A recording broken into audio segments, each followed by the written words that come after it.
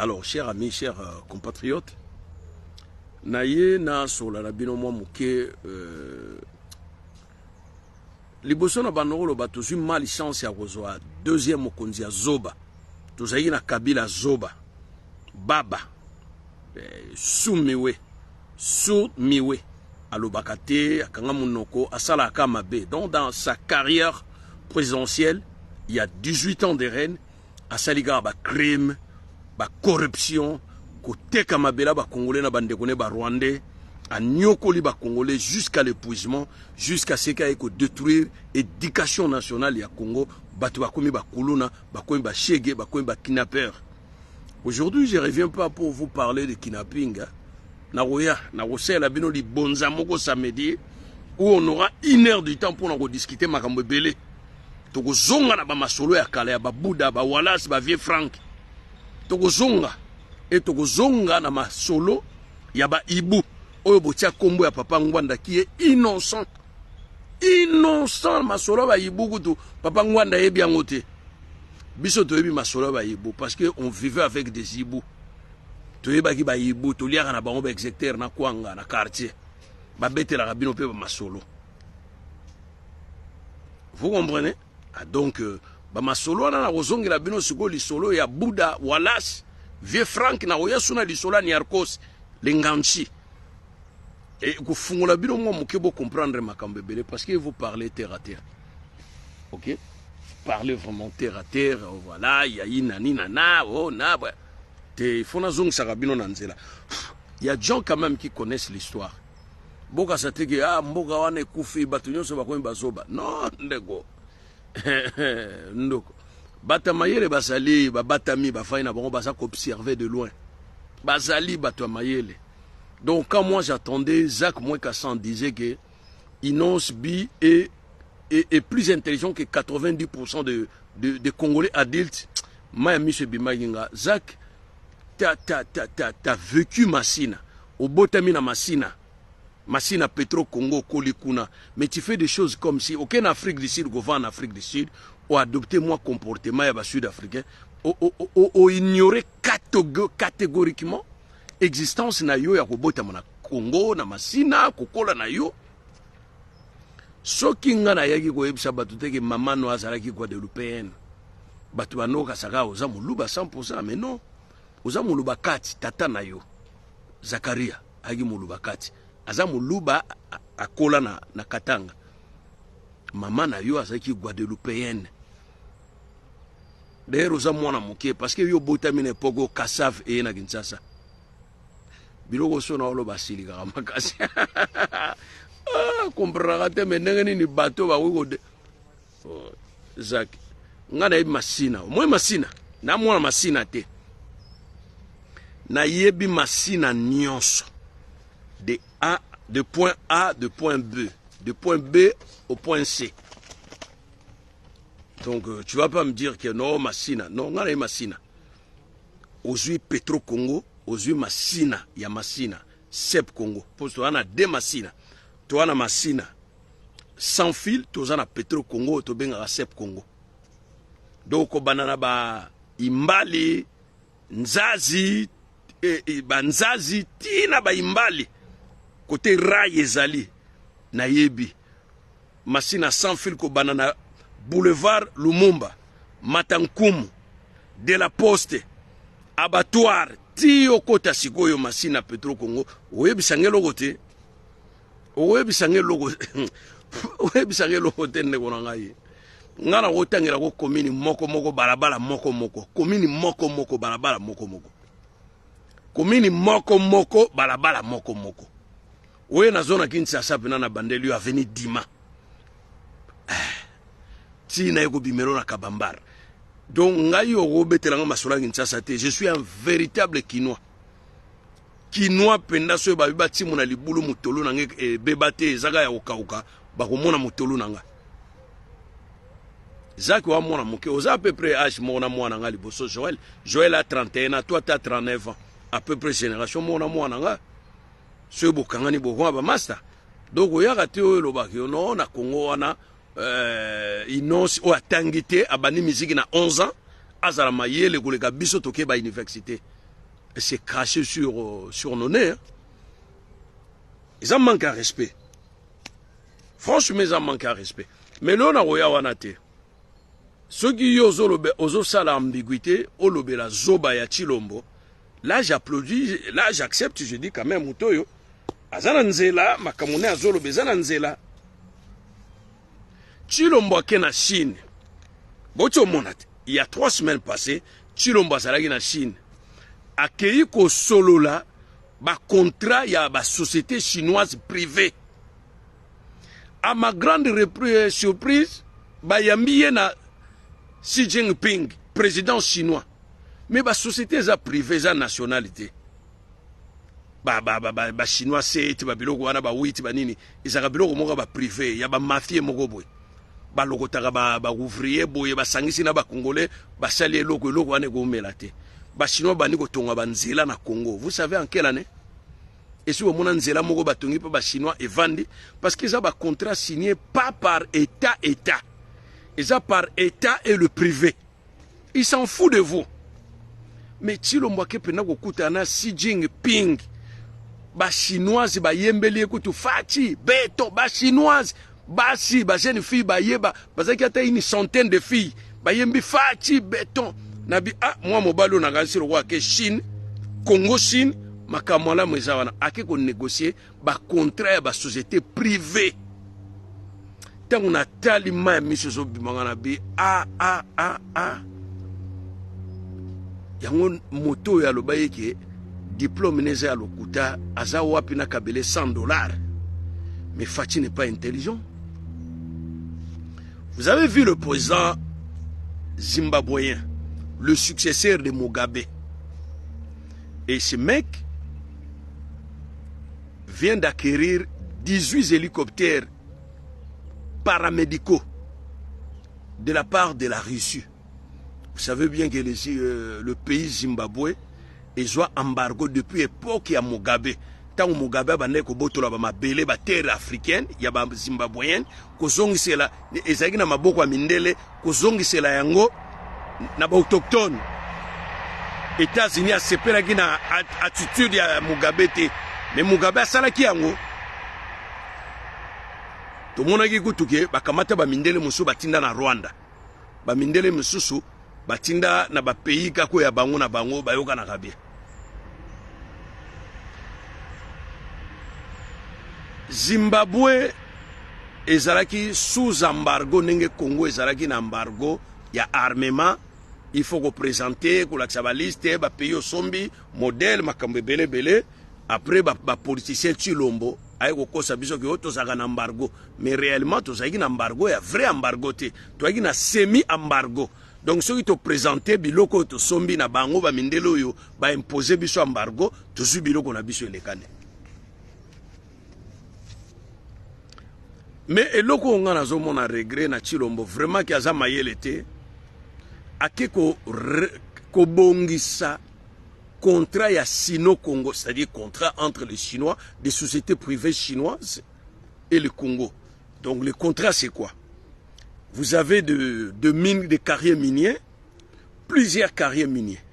N'explique pas makambo ba carrières miniers, ça a combien d'hectares? Makambo belé n'a expliqué bien déjà dans ma vidéo précédente. Alors, le mec fait quoi? Au lieu de dire aux Chinois, bon, voilà les Chinois, nous sommes d'accord avec vous. Venez créer des sociétés, des transformations de lithium, de cobalt, de coltan au Congo pour que les Congolais puissent avoir du travail. 98% de la population ne travaille pas. 98%. À part 2%, fonction publique, politique, les églises, le musicien, 2% seulement. Le député, ça fait 2%. Donc les gens ne travaillent pas, les gens sont là, ils regardent la télé, et ils discutent n'importe quoi, ils dansent à tout moment, et ils font des vidéos, ils balancent TikTok, nanana. Donc on ne comprend absolument rien dans la tête de ces gens-là. Balingi nini bazo comprendre nini et logo nini baza komona. Mais le problème ce ne sont pas de ces gens-là. Le problème vient de haut. Le président n'est pas intelligent. Il ne sait même pas comment créer de l'emploi. le président de la République. Mais le président zimbabwéen a dit à une société américaine, niet, na côté que la bino lithium na ngaite. Il faut société moko eya ko créer awa na kati na Zimbabwe et bana ko fabriquer ba batterie awa na Zimbabwe pour créer de l'emploi pe ko tsambongo na caisse à l'état. Voilà, c'est-à-dire main d'œuvre ya bana mboka. Bana mboka ba komi na misala, bana mboka ba sa ko transformer ba biloko. En même temps, Bazako Yiba Mayele. Vous savez, à l'époque de Mobutu, il y avait beaucoup de maçons congolais. Ils construisaient des maisons par-ci, par-là, des toitures, mais aujourd'hui, regardez, zoa maçon et lelo. Atongelo ndakwa des toitures. Oibo ko kufa nakati.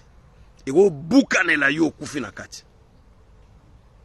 Chilombo aza Mayele te. Chilombo tolo barate ke tozana malchance ndekonanga. Tous en makasi on a arraché le pouvoir, on a détenir. Le pouvoir c'est à nous. C'est à nous le peuple. Moutoumwa ouigwa roboto la biso pouvoir parce qu'azana mapinga, azana la police, oyo bazali corrompi, bazako landaye. Obi le Congo pour le moment 5 ans il faut tozana mokonzi ya soda. Oyo akolata nzakomba ya basoda, akolata Weston ite. Oyo akotala mutuka kitoko ta kotambola mituka basoda.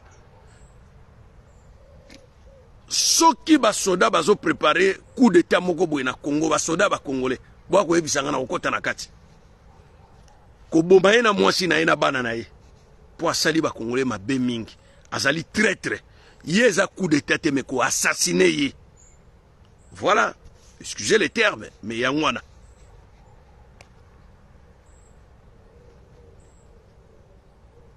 mais non mais bande ko tola muka la mouka, réveillons-nous. Toyiko tika muto a privé biso liberté te, a pime la biso, bon mengo ya mboka na biso te.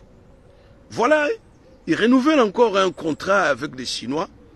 Bango va exploiter minerais où il ne sait même pas combien de minerais sont dedans.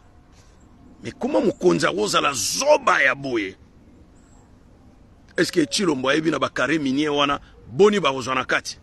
Expertise, audit, c'est ce qu'on attend par l'audit.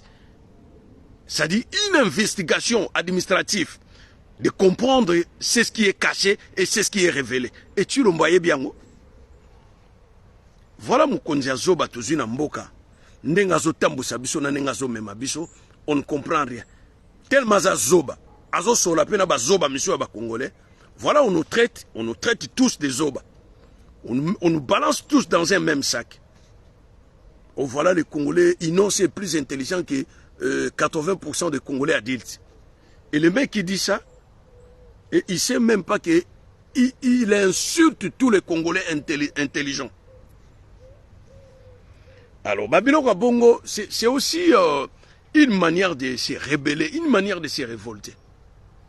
Vous, nous, vous et nous, sommes tous des intellectuels, mais tous les gens qui ont dirigé à la Zoba. Mon toit a dirigé Biswaza Zoba. Et puis vous êtes là, vous obéissez à Maboko. Donc, à minerai nyon sa Congo qui n'a pas brit. Vous tomboli boyo qui li banga moko ya diamant et kende. Vous savez, Botswana, bino vous avez chance à voyager. Voyage na bino zalaka Kinshasa. Botswana, capitale Gaborone, le pays de Ketumir et Massir, Ouazalaki, pacificateur na bino ya dialogue inter-congolais na Zambie, na Lusaka, tango bani makambo ya dialogue inter-congolais. Ketumir et Massir, ancien président à Botswana, capitale Gaborone, chaque année ba refulaka 1 million de Sud-Africains. C'est-à-dire, oh ba eko sala mosala na Botswana, ba refulaka bango po baza illégal, baza en ordre été. Donc, si le na Botswana, smig na bango na $1,200. Donc, au salaire, moi, mon salaire, mon restaurant sur la Rabassani, bafuta ko $1,200.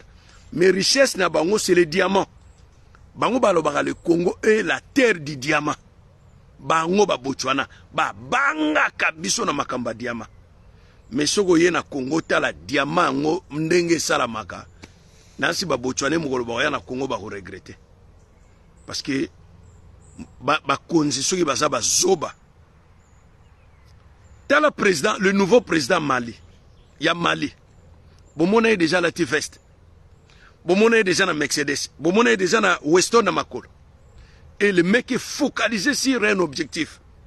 Le mec est focalisé sur un objectif. Le Botswana, c'est un petit pays mais qui dépasse l'Afrique du Sud. Mais c'est difficile à y vivre là-bas. Parce que pour régulariser, on va payer ce titre de séjour na Botswana et Zaboué.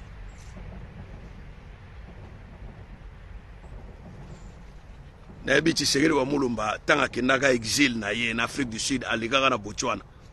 Na Luyeye. Luyeye c'est un ami oyo to bandaki ni makambo ebele na IDPS na bandako yebiseki nga na bi IDPS oyo ekokufa na bandako yebisa Luyeye aza na Washington lelo.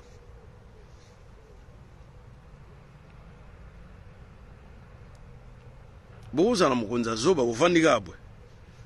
Chilombo n'est pas intelligent. Chilombo n'est pas intelligent. Le Congo perd chaque année 40 milliards de dollars. 40 milliards de dollars que les Congolais perdent chaque année. Bonsoir Maman Christine Matondo. Bonsoir David Ouaïra, Richard Mayemba, Roger Silwambanza, Edo Yukwa, le procureur, Salam Bizef.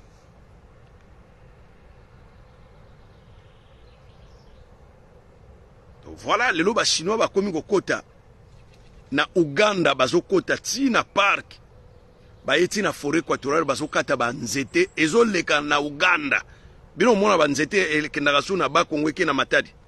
Non, ils n'en ont pas besoin. Côté na ba kati mingi ba mo kate la bino siko côté kuna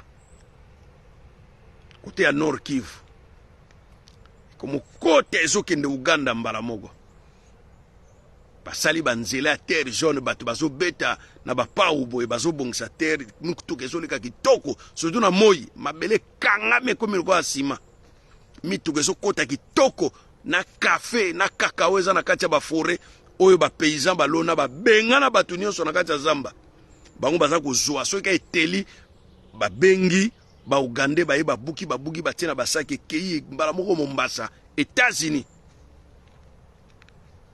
Et vous êtes là, vous discutez n'importe quoi, Fati béton, Fati azazoba, azamayelete, azamukonzi azoba. Botala ta projet moko ya malonga o euti na moto a Fati et ko sepelisa bino, ko sekisa bino. Eza. Mais mutaboye boko sepela. Ah ça deuxième mandat, ah to obomana. Na bisi bino to obomana. Moi je m'en fous du Congo. Moi je vis en France et je m'en fous du Congo. Mais na ko linga tena mona ka mboka wana bandeko nanga baza kuna baza ko nyokama pona zoba moko mutao kamba bango. Pona zoba moko mutao kamba bango. C'est inacceptable. C'est inacceptable. To tika ba masolo to beta beta wana masolo matanga. Non, non et non. Je suis catégorique. Non et non. Félix Tshilombo, sa place c'est dans une cellule de prison. C'est un traître. C'est un homme méchant. C'est un démon. Nalobango mi coloniaux azali ndoki. Azali ndoki. Mais vous êtes là, Fatibé, Beto, Mukishi, Mukwantombolo. Mais vous êtes malade. Moni souffrance ndenge ko me mabino na bilobe la. Bilobi. Ogumolanda mbonge ebale pona na passe. Mais passe wana boyebite muta otsa bino ngo ye wana obozo betela maboko. Mukonzi azolataka azobinaka komela ba fête tangu nyonso il souci asalisa G ya francophonie 9e édition na Congo dans un pays où les gens ne meurent de faim malades des oboma batou les gens se déplacent na ba crise de guerre aux na est du Congo. Et quand la Belgique s'est dit que non voilà je viendrai pas parce que l'insécurité est à l'est du Congo. Quand le Canada se décide que je ne viendrai pas, je ne participerai pas parce qu'il y a l'insécurité à l'est du Congo. Et vous voyez Mouyaya qui vient de nous dire que voilà, Tokosa l'effort de convaincre Batouana Baya. Bon point, nous allons l'effort de Obenganaba M23 na Congo. Vous voyez que Batouana va calculer binote. Moi j'ai déjà dit ça plusieurs fois. Ces gens-là sont des criminels, c'est une bande de mafieux et de criminels. Ils ne vous calculent pas ces gens-là. Et vous aussi, vous ne devez pas le calculer. Il faut que vous soyez là-bas, prise. soki koboma il faut koboma bango moko nesika ke bokenda kobomaka ba innocent ba pauvres gens au bazan eloko te. Et des politiciens wana il faut koboma bango, il faut changer la classe politique congolaise. Et la classe politique moko pourri de tous les politiciens, des gens qui n'ont jamais vécu le bonheur, qui n'ont jamais vécu dans le luxe. Tant on va recevoir pouvoir et l'ora liboso, c'est faire beau, vivre dans le luxe, allez, oublier, c'est ce qu'ils ont dit au peuple. Donc, batouana baza batou ya kwe carte pour des bons. Il faut que tu aies soda. Soda akolata nzakomba du 1er au 30, azana souci elambate, azana souci abile italia ndikalia bikedi, azana muramata dia vandawana. Comme ils ont fait au Burkina Faso, comme ils ont fait au Mali, comme ils ont fait ailleurs. Et le Congo mérite aussi ça. On ne peut pas tolérer toujours que Congo zalagana na zoba moko na ngwende ya mboka asalaka bozoba na ye bato babetelage maboko na kombo ya bozoba na ye. On en a marre. Marre les gars. Réveillez-vous. Assez dormir, réveillez-vous les gars. Bogola la pongi moulaï boyete. C'est incroyable. Éducation, bah, bébisiango, les gens ne travaillent pas, les gens n'ont pas d'argent, pauvreté est ruinée, bilonzoto.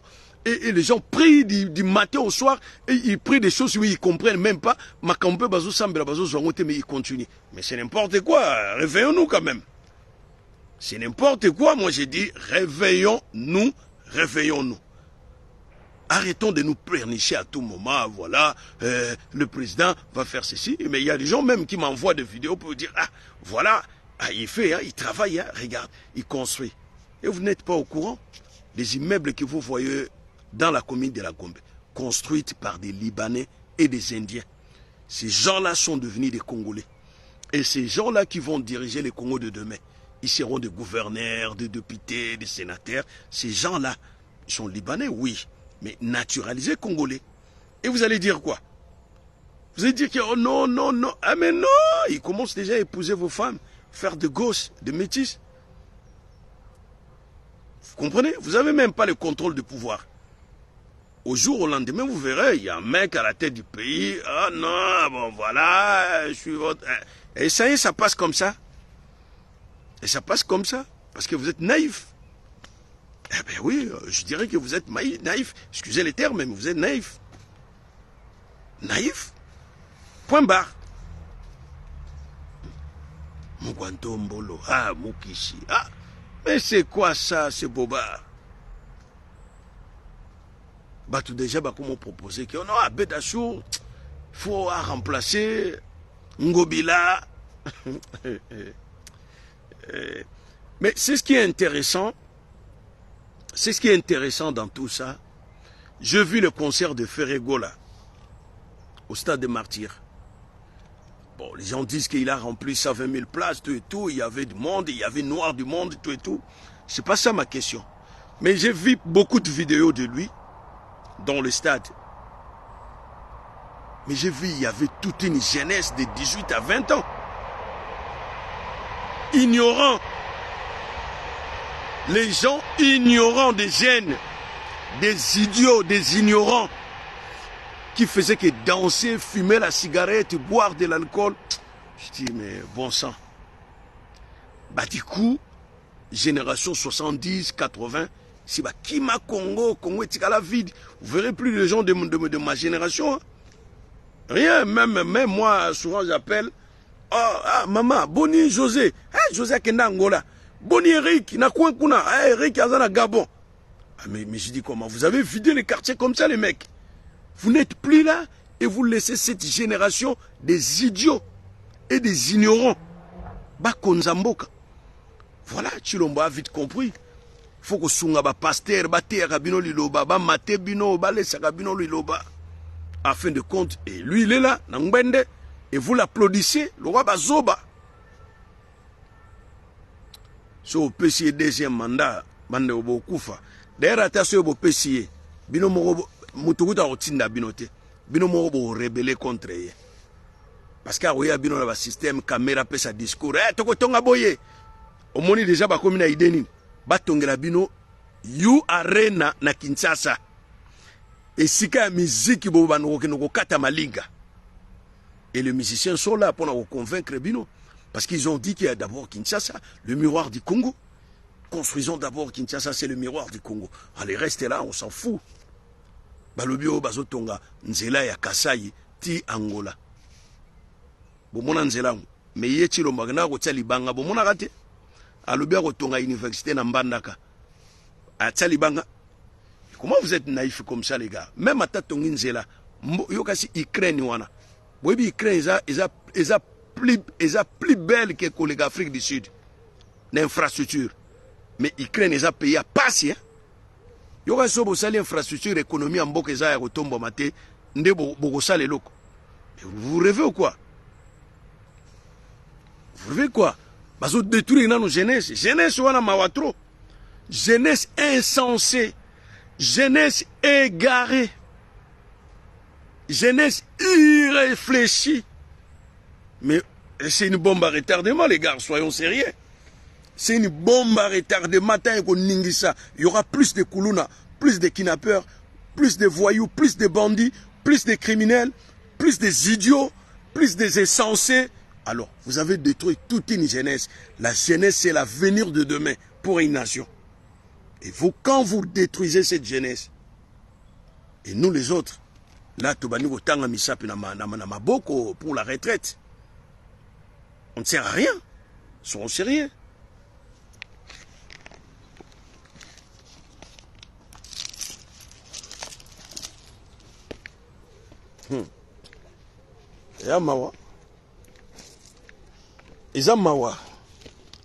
Moi, c'est ce que je peux vous dire, les gars. Réveillez-vous. Trop dormir. Réveillez-vous. Bozoki na lifelo. Lifelo botanga na Biblia. Bon, mon on a Congo. Et aujourd'hui, vous me parlez de kidnapping. Boy. Mais ce sont des trucs bien structurés, organisés par la hiérarchie. Réveillez-vous. Même une seconde, ça me fera du bien. Même une journée de voir que voilà des Congolais aujourd'hui, balamouki batelemi babimi libanda mbo ya nzela. Je dirais que moi, Dieu merci, peuple abani ko lamuka muke muke. Mais vous avez un pongi bandeko. Pongi ni yango esi la raté. Pongi ni nyo esi la raté au bozanango. Réveillez-vous les gars. Réveillez-vous. Moi je dirais pitié pour vous. Pitié pour vous. Vous êtes comme des poissons dans l'aquarium. Donc, vous êtes comme des poissons dans l'aquarium. Vous allez mourir dedans. Alors, réveillez-vous. Faites quelque chose. C'est que beau vanda, beau binaka, beau melaka. Bon, voilà, c'est ce que j'avais à vous dire, hein, les gars. C'est à vous maintenant de prendre toutes les décisions devant vous. La balle se trouve dans votre camp. C'est à vous de prendre vos décisions à vous. Pour le demain du Congo. Voilà.